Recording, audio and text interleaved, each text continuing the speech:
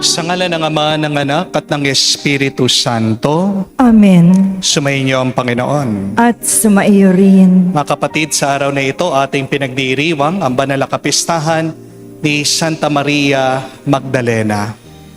Madalas tayo nagkakamali. Akala natin si Santa Maria Magdalena ang tinutukoy sa Ebanghelyo bilang ang babaeng mababa ang lipad. Akala ng mga tao, yung babae na pinatawad ng ating Panginoong Jesucristo dahil siya ay nakikiapid, inaakala nila na siya ay si Santa Maria Magdalena. Pero hindi po siya yon. Si Santa Maria Magdalena, ang nakasulat sa Mabuting Balita, ay ang babae na kung saan tinulungan ni Jesus para mapaalis ang 7 demonyo na sumanib sa kanya. At napakagandang mabuting balita nito para sa ating lahat. Na kung hindi man natin kayang labanan ang mga masamang nangyayari sa ating buhay, nandiyan ang ating Panginoon. Siya nagpapaalis sa masama. Siyang nagliligtas sa atin.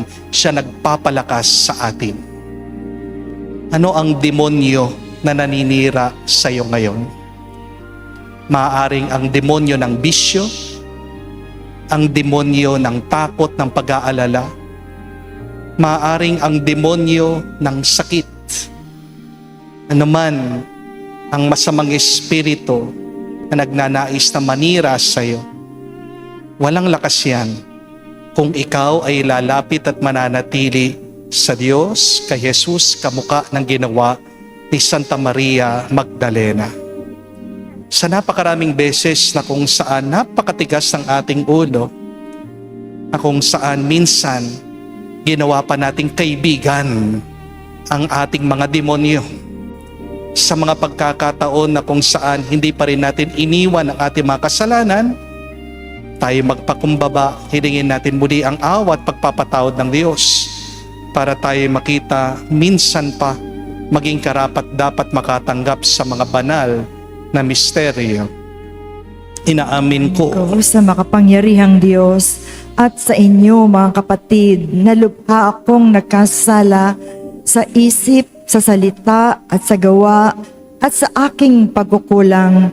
Kaya isinasamo ko sa mahal na Birheng Maria, sa lahat ng mga anghel at mga banal, at sa inyo mga kapatid, na ako'y panalangin sa Panginoong ating Diyos. kaawaan tayo ng makapangyarihang Diyos, patawarin tayo sa ating mga kasalanan, at patnubayan tayo sa buhay na walang hanggan.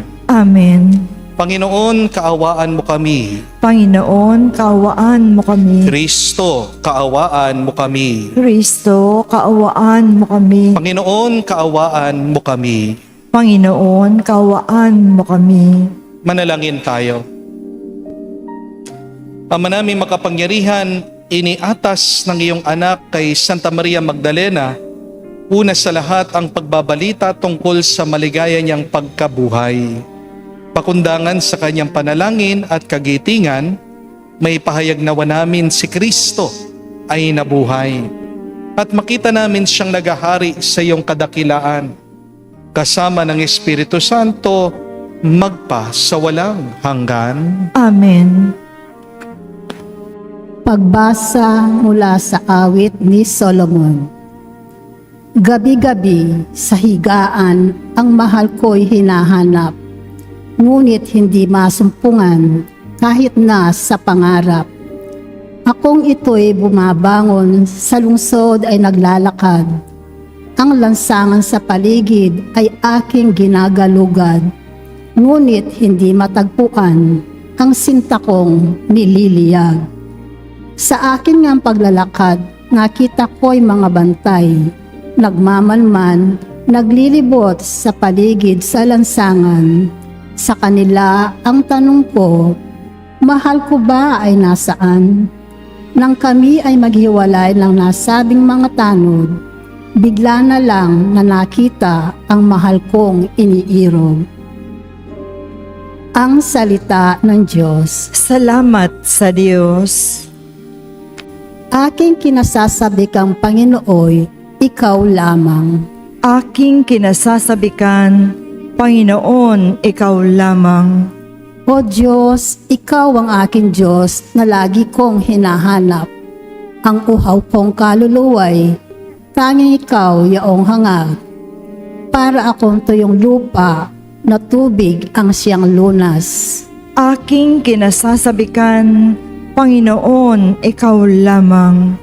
Bayaan mong sa santuario sa lugar na dakong banal, ikaw roo'y mamasdan ko sa likas mong karangalan. Ang wagas na pag-ibig mo'y mahigit pa kaysa buhay, kaya ako'y magpupurit, ikaw ang pag-uukulan. Aking kinasasabikan, Panginoon, ikaw lamang. Habang ako'y nabubuhay, ako'y magpapasalamat at ako ay dadalangin, kamay ko'y nakataas. Itong aking kaluluway, kakaing may kasiyahan, magagalak na umawit ng papuring iaalay. Aking kinasasabikan, Panginoon, ikaw lamang. Pagkat ikaw sa tuwina ang katulong na malapit, sa lilim ng iyong pakpak, galak akong umaawit. Itong aking kaluluway sa iyo lang nangahawak, pagkat ako kung hawak mo, kaligtasay natitiyak. Aking kinasasabikan, Panginoon, ikaw lamang.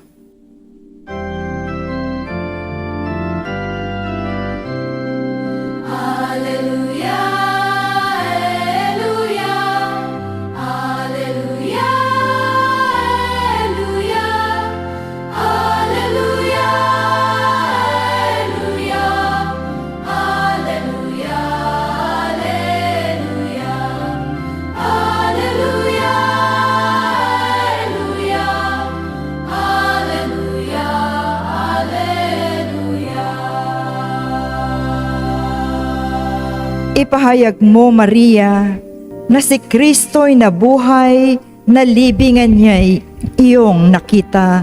Alleluia, Alleluia. Sumainyo ang Panginoon. At sumaiyo rin. Ang mabuting balita ng Panginoon ayon kay San Juan. Papuri sa iyo, Panginoon. Madilim-dilim pa ng araw ng linggo, naparoon na si Maria Magdalena sa libingan. Naratnan niya na alis ang batong panakip sa pinto ng libingan. Dahil dito, patakbo siyang pumunta kay Simon Pedro at sa alagad na mahal ni Jesus. At sinabi sa kanila, kinuha sa libingan ang Panginoon at hindi namin alam kung saan dinala. Si Maria ay nakatayong umiiyak sa labas ng libingan. Yumuko siya at tumingin sa loob. May nakita siyang dalawang anghel na nakaupo sa pinaglagyan ng bangkay ni Jesus. Ang isa sa gawing ulunan at ang isa naman ay sa paanan. Tinanong nila si Maria, Ale, bakit kayo umiiyak? Sumagot siya, kinuha po nilang aking Panginoon at hindi ko alam kung saan nila dinala. Lumingon siya pagkasabi nito at nakita niya si Jesus na nakatayo roon. Ngunit hindi niya nakilala si Jesus iyon. Tinanong siya ni Jesus, bakit ka umiiyak? Sinong hinahanap mo? Akala ni Maria ay siyang tagapag-alaga ng mga halaman. Kaya't sinabi niya, Ginoo, kung kayo po ang kumuha sa kanya, ituro niyo po sa akin kung saan ninyo dinala at kukunin ko. Maria, ani Jesus. Pumarap siya at kanyang sinabi, Rabboni, ibig sabihin guro. Huwag mo kong hawakan, sapagkat hindi pa ako nakakapunta sa Ama. Wika ni Jesus. Sa halip, pumunta ka sa aking mga kapatid at sabihin mong aakyat ako sa aking Ama at inyong Ama, sa aking Diyos at inyong Diyos. Kaya't si Maria Magdalena ay pumunta sa mga alagad at sinabi, nakita ko ang Panginoon, at tuloy sinabi sa kanila ang bilin ni Jesus. Mga kapatid, ang mabuting balita ng ating Panginoon. Pinupuri ka namin, Panginoong Jesucristo. Magandang araw po muli sa inyong lahat. Welcome po sa ating banal na misa. Meron pong isang kwento tungkol sa isang monasteryo. Tinamaan po ito ng napakalakas na bagyo. Dahil po siguro sa lakas ng hangin, tinangay po yung bumuwan ng monasteryo. Nagpanik po ang mga batang monghe. Hindi po nila alam kung anong kanilang gagawin. Pero yung pinakamatandang monghe sa kanila, tahimik lang po at kalmado. Alam niyo pong ginawa ng kanilang guro na monghe? Kumuha lang po siya ng walis at nag-umpisang maglinis. At nagtataka yung mga batang monghe at tinanong siya, "Guro, hindi po ba kayo nag-aalala? Paano po ang ating monasteryo?" Sumagot po yung matandang monghe. Sabi niya, "Dumating na ang bagyo at kahit na mag-alala pa kayo, hindi niyan mapipigilan ng ulan. Hindi rin mababalik ng pag-aalala nyo, ng takot nyo yung ating bubungan. Kaya ang magandang gawin, maghanda na lang tayo para bukas." Mga kapatid, ang tanong ito, ano ang nararamdaman nyo kapag may problema kayo? Anong naiisip nyo kapag hindi nangyari yung inyong inaasahan? Nagagalit ba kayo? Nag-aalala? O nalulungkot? My dear friends, one very important lesson that we need to learn in life is this, that all problems have a solution. Amen? If a problem does not have any solution, then that is not a problem. Rather, it is a reality to be accepted. Tandaan nyo yan. Alalahanin nyo yan, ha? Sa susunod na malulungkot kayo, sa susunod na malilito kayo, huwag niyong kakalimutan, ang lahat ng problema ay may sagot. Kung ang isang problema, walang solusyon, hindi problema yan. Yan ay katotohanan na kailangan mo nang tanggapin. Ang tanong, ano ang realidad o katotohanan na pinapatanggap ng Diyos sa iyo ngayon? Baka ang katotohanan na hindi na talaga babalik ang asawa mo. Baka ang katotohanan na hindi mo na maaayos ang nakaraan. Baka ang katotohanan na hindi mo mababago ang pagkakamaling nagawa mo. Baka ang katotohanan na hindi ka mamahalin lahat ng tao kahit na pagkabuti-buti mo sa kanila. Baka ang katotohanan na hindi lahat ng iyong pinagdadasal ay sasagutin ng Diyos ayon sa iyong kagustuhan. At alam niyo po kung bakit ba lumalaki yung ating mga problema. Ito ay dahil gusto nating kalabanin ang realidad kesa sa tanggapin natin ito. Hindi po ba? Halimbawa na lang po, meron po mga iba dyan hindi matanggap na tumatanda na sila. Hindi po ba? Ayaw tanggapin. Kumukulubot na ang kanilang balat. Anong ginagawa? Gustong magmukhang bata. Nagpapa-inject. Nagpapa-botox. Ano nangyari? Dahil banat na yung kanilang muka, nakakatakot pong itsura nila. Di po ba? Parang palaging shock ang itsura nila. Yung iba, parang mukhang napakataray nila. Hindi po ba? Meron hindi nila matanggap, nalalagas ng buhok nila, pating mga kilay nila. Dahil kilay is life, anong ginagawa? Nagpapatato ng kilay. Amen? Anong problema? Tignan mo yung kilay nila, hindi pantay. Di po ba? Meron hindi matanggap na tumaba na sila. Anong sinasabi? Hindi! Size 26 pa rin ako. Anong ginagawa? Pinipili ang kanilang pantalon, hindi na makahinga. Hindi po ba? Meron hindi matanggap, diabetic na sila. Hindi na dapat umiinom ng Coke, kumakain ng chocolate, kumakain ng maraming kanin. Kaya ano po yung nagiging ugali? Nagbibwisit, nagbubugnot, inaaway lahat ng mga kasama nila sa bahay. Di po ba? Meron po akong kakilala, in denial dahil wala ng kanyang asawa. Kaya gabi-gabi, katabi po niya, matulog yung damit ng kanyang asawa. Alam yung ginawa niya, ilang buwan na hindi nilabahan yung kobre kama. Kasi gusto daw maamoy yung kanyang mister. Opo, masakit at mahirap kapag merong bago. Pero di ba, lalo ka lang nasasaktan at naghihirapan kapag hindi mo matanggap ang mga pagbabago sa iyong buhay. Di po ba?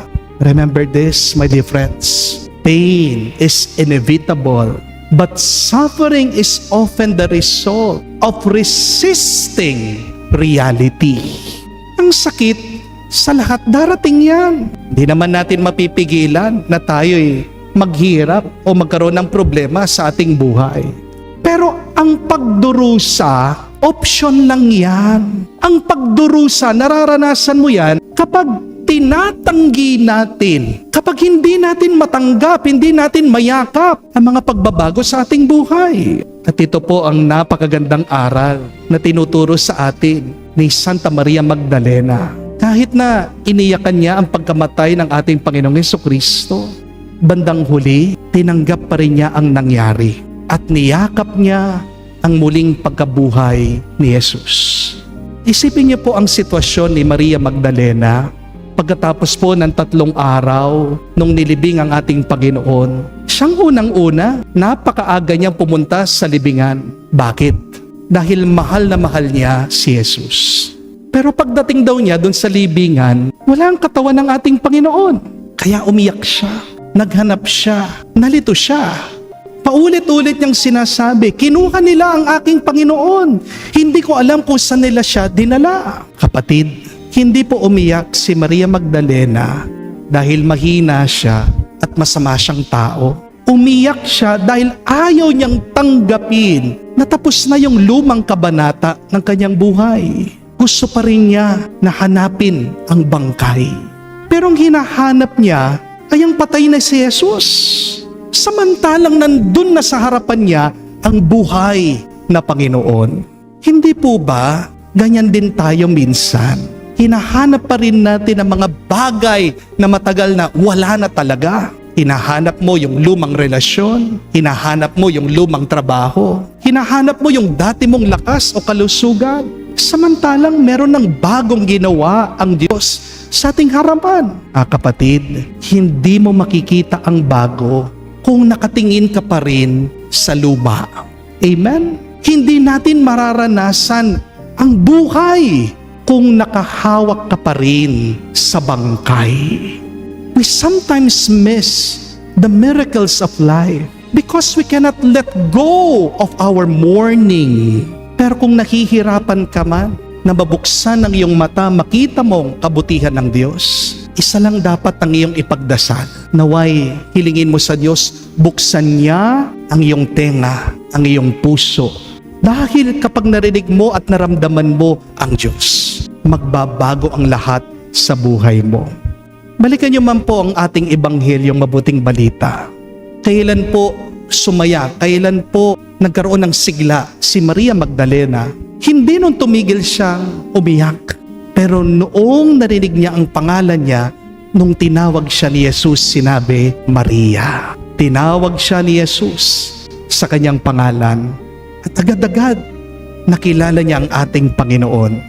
Di po ba napakaganda nito?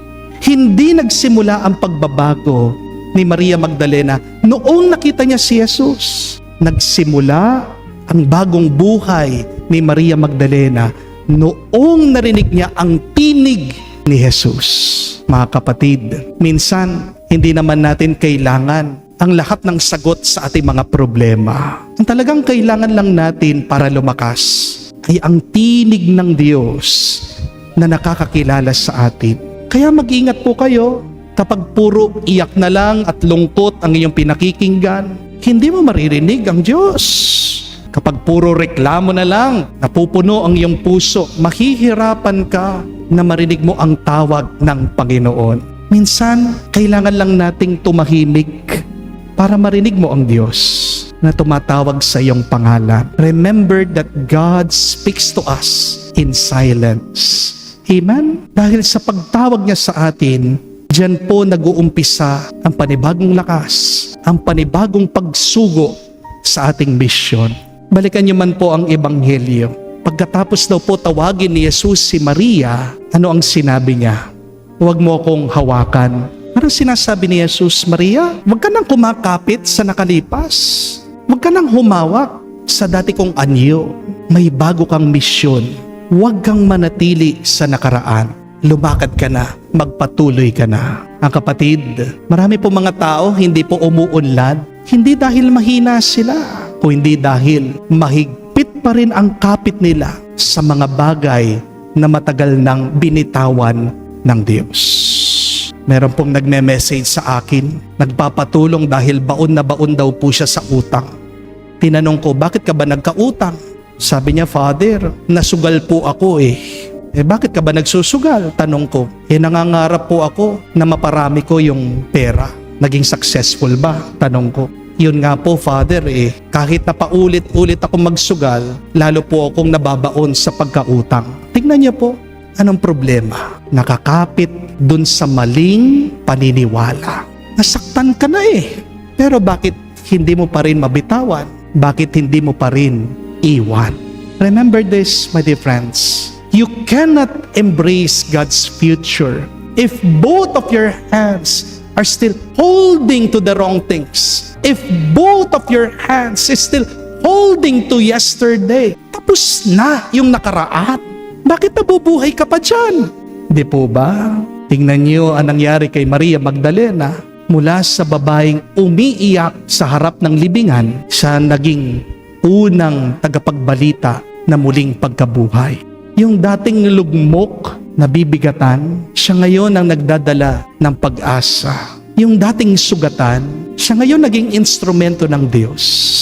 Mga kapatid, baka hinahayaan ng Diyos na may mawala sa buhay mo dahil meron siyang mas dakila na ipapalit dito.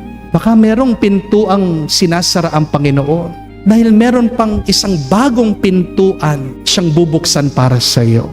Kaya ngayon po sa kapistahan ni Santa Maria Magdalena, ito po ang hamon ng Panginoon sa ating lahat. Huwag ka lang mananatiling umiyak. Naway, huwag ka ring mabubuhay sa nakaraan. Tanggapin mo ang katotohanan, ang realidad na hindi mo mababago. Pagkatapos, makinig ka sa tinig ni Kristo dahil ang Diyos lamang ang makakapagbigay sa iyo. Sa mga nawala, ang Diyos lamang ang makakapagpalakas sa iyo. Dahil ang ating Diyos ay mabuti. Siya ang Diyos na mga bagong simula. Kaya magdasal po tayo, magpatulong tayo kay Santa Maria Magdalena. Sabihin natin sa Kanya, Santa Maria Magdalena, ipanalangin mo kami ngayon at magpakailanman. Amen. Tumayo po tayo, alay po natin sa Diyos ang ating mga dasal at panalangin. Naranasan ni Maria Magdalena ang kagalakan na pagtatagpo nila ni Jesus sa muling pagkabuhay nito. Nawa ang malwalhating pangyayari nito ay maghatid sa kahulugan at pagbabago sa buhay natin at ating sabihin, Panginoon, dinggin mo kami. Panginoon, dinggin mo kami. Ang simbahan ng Diyos, naway magpanibago kay Kristong maling nabuhay at ihatid ang kanyang mensahe ng pag-asa at pag-ibig sa buong mundo. Manalangin tayo sa Panginoon. Panginoon, dinggin mo kami. Ang pamayanan ng mga mananampalataya, naway magpatotoo sa muling pagkabuhay ni Kristo sa pamamagitan ng kanilang halimbawa at patuloy na pagtalikod sa kasalanan. Manalangin tayo sa Panginoon. Panginoon, dinggin mo kami. Ang mga nasa madilim na libingan ng kasalanan, naway makatagpo kay Jesus ng lakas at sigla sa pagbangon sa isang buhay ng katapatan sa Ebanghelyo. Manalangin tayo sa Panginoon. Panginoon, dinggin mo kami. Sa katahimikan po ng ating puso, sabihin natin ngayon sa Diyos ang ating mga personal na pangangailangan. Ama naming nasa langit, tanggapin nawa namin ang mabuting balita na muling pagkabuhay ni Kristo at ang aming buhay sa hinaharap sa piling mo. Hinihiling namin, ipagkaloob mo ang maranasan namin ang bunga ng kanyang muling pagkabuhay sa aming sariling buhay. Hinihiling namin ito sa pamagitan ni Kristo aming Panginoon. Amen.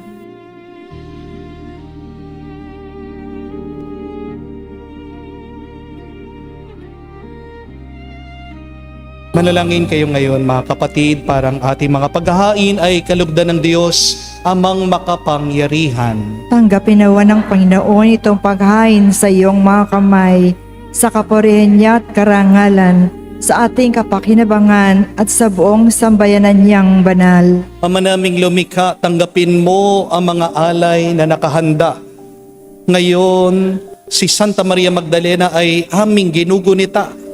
Yamang ang kanyang inihaing pagmamahal ay malugod na tinanggap ng iyong anak, kasama ng Espiritu Santo magpa sa walang hanggan. Amen. Sumainyo ang Panginoon. At sumaiyo rin. Itaas sa Diyos sa inyong mga puso at diwa. Itinaas na namin sa Panginoon. Pasalamatan natin ang Panginoong ating Diyos. Marapat na siya ay pasalamatan. Ama naming makapangyarihan, tunay nga marapat ikaw ang aming pasalamatan. Ang pagpaparangal sa iyong kabutihan, lagi mong pinapaalingaw-ngaw sa iyong sambayanan sa pagkakaroon ng mga kaanib na maasahan at tapat tulad mo sa pananagutan upang magbunga ang punyagi ng iyong anak na sa iyong pag-ibig kami makatulad. Ang mga banal na tao tumutulong sa lahat sa pagbibigay halimbawa at pananalangin wagas. Kaya kaisa na mga anghel nagsisiawit ng papuri sa iyo na walang humpay sa kalangitan. Kami nagbubunyi sa iyo kadakilaan.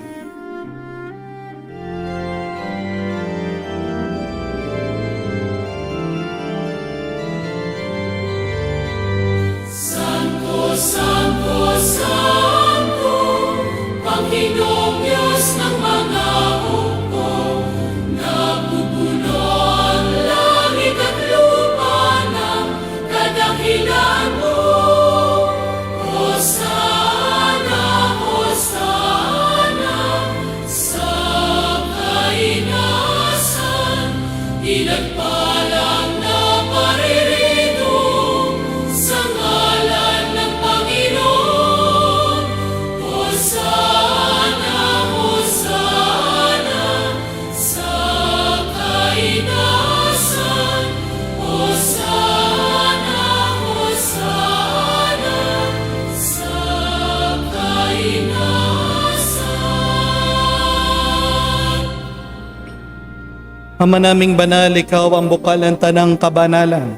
Kaya't sa pamagitan ng iyong Espiritu, gawin mong banal ang mga kaloob na ito upang para sa amin maging katawan at dugo ng aming Panginoong Hesu Kristo. Bago niya pinagtiis ang kusang loob na maging handog, hinawakan niyang tinapay, pinasalamatan kanya, pinaghati-hati niya iyon, inabot sa kanyang malagad at sinabi, "Tanggapin ninyong lahat ito at kanin.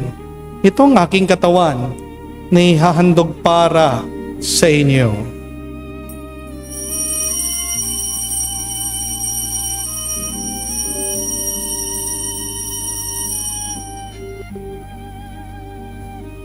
Gayon din naman na matapos ang hapunan, hinawakan niyang kalis.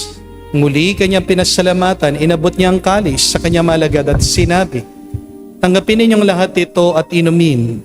Ito ang kalis ng aking dugo, ng bago at walang hanggang tipan. Ang aking dugo na ibubuhos para sa inyo at para sa lahat sa ipagpapatawad ng mga kasalanan. Gawin ninyo ito sa pag-alaala sa akin."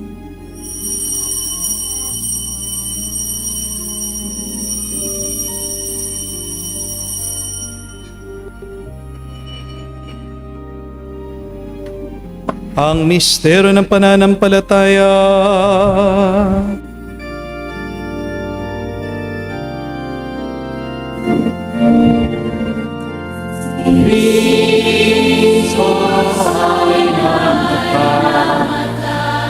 Si Cristo ay nabuhay. Si Cristo ay nabuhay.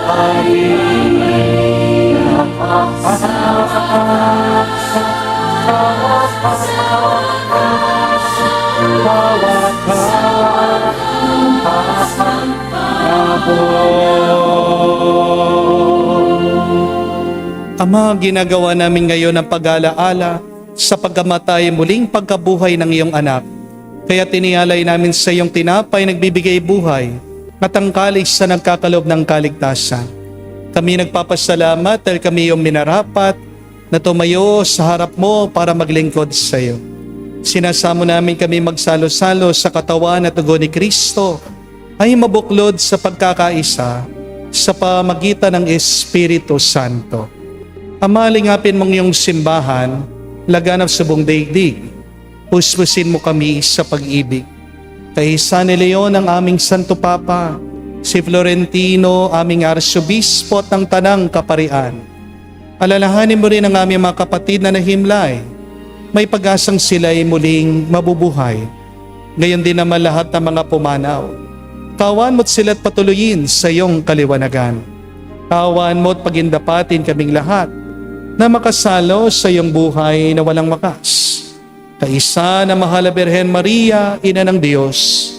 Kaisa ni San Jose ang kanyang malwalhating esposo. Kaisa ng mga apostol at lahat ng mga banal, si Santa Maria Magdalena na namuhay dito sa daigdig na kalugod-lugod sa iyo. May pagdiwang nawa namin ang pagpupuri sa ikararangal mo sa pamagitan ng iyong anak aming Panginoong Hesu Kristo. Sa pamamagitan ni Kristo, kasama niya at sa Kanya, lahat ng parangal at papuri ay sa iyo, Diyos Ama, makapangyarihan, kasama ng Espiritu Santo, magpasawalang hanggan.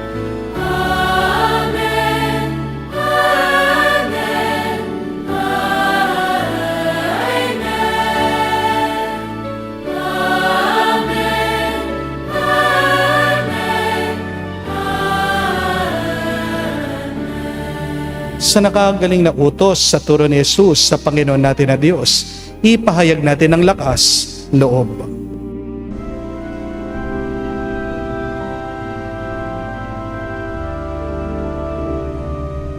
Ama namin, sumasalangit ka, sambahin ang ngalan mo, mapasa amin ang kaharian mo, sundin ang loob mo dito sa lupa, para lang sa langit. Bigyan mo kami ngayon ng aming kakanin sa araw-araw, at patawarin mo kami sa aming mga sala, para ng pagpapatawad namin sa nagkakasala sa amin. At huwag mo kami ipahintulot sa tukso, at iadya mo kami sa lahat ng masama. Hinihiling namin kami adya sa lahat na masama, pagkalooban ng kapayapaan araw-araw, iligtas sa kasalanan, ilayo sa lahat ng kapahamakan, samantalang aming pinanabikan ang dakilang araw ng pagpapahayag ng tagapagligtas sa aming si Hesu Kristo. Sapagkat iyo ang kaharian at ang kapangyarihan at ang kapurihan magpakailanman. Amen. Panginoong Hesu Kristo, sinabi mo sa mga apostol, kapayapaan ang iniwan ko sa inyo, ang aking kapayapaan binibigay ko sa inyo. Tunghayan mo ang aming pananampalataya at huwag ang aming pagkakasala. Pagkalooban mo kami ng kapayapaan at pagkakaisa ayon sa iyong kalooban, kasama ng Espiritu Santo magpa sa walang hanggan. Amen. Kapayapaan ng Panginoon ay laging sumainyo. At sumaiyo rin. Magbigayan po tayo ng kapayapaan sa bawat isa. Piso niyo po, kapayapaan po sa inyong lahat.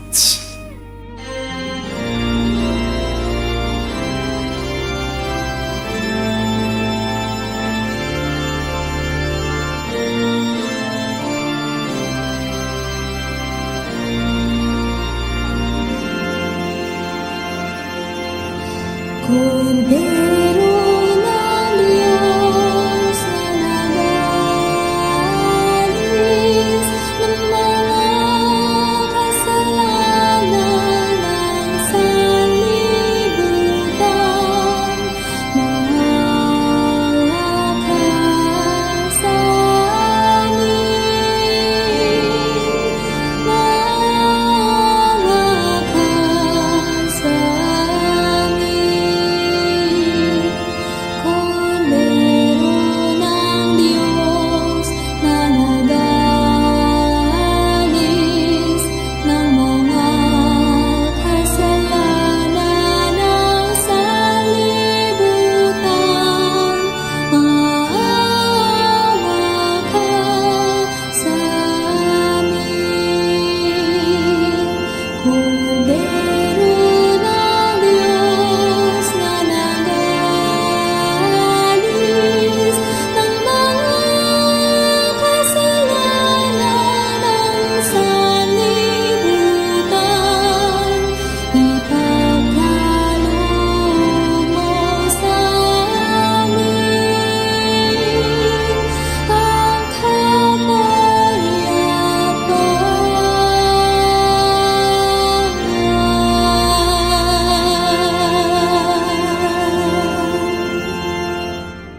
Mga kapatid, naririto ang ating Panginoong Jesucristo, ang Kordero ng Diyos. Siya nag-aalis sa mga kasalanan ng sanibutan. Mapalad tayong lumalapit sa piging ng Kordero. Panginoon, hindi ako karapat-dapat na magpatuloy sa iyo, ngunit sa isang salita mo lamang ay gagaling na ako.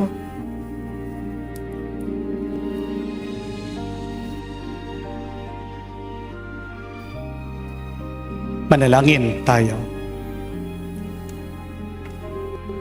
Ama naming mapagmahal, sa tinanggap naming banal na pakikinabang, mag-umapaw nawa sa amin ang nananatiling pag-ibig na siyang nagdulot ng kaugnayang mahigpit ni Santa Maria Magdalena sa guro niyang si Kristo.